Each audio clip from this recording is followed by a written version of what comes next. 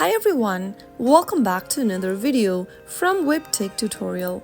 In today's episode, I'm gonna be showing you how to log in to your Bumble account. So without wasting much of our time, let's dive into the video. First of all, tap open the Bumble application. Now, you will be able to see the sign-in options displayed on the screen.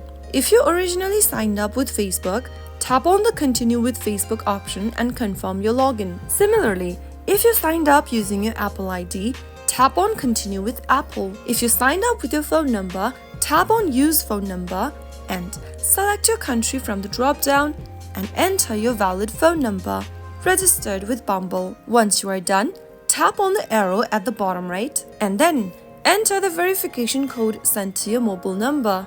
Soon after you do that, you will be able to log into your Bumble account. And that way, you have successfully signed in. If the video was helpful to you, go ahead and give us a thumbs up. Don't forget to subscribe to our channel by hitting the subscribe button. Also, press on the bell icon so that you'll never miss another upcoming upload from us. I will be back again in the next video. Thank you for watching.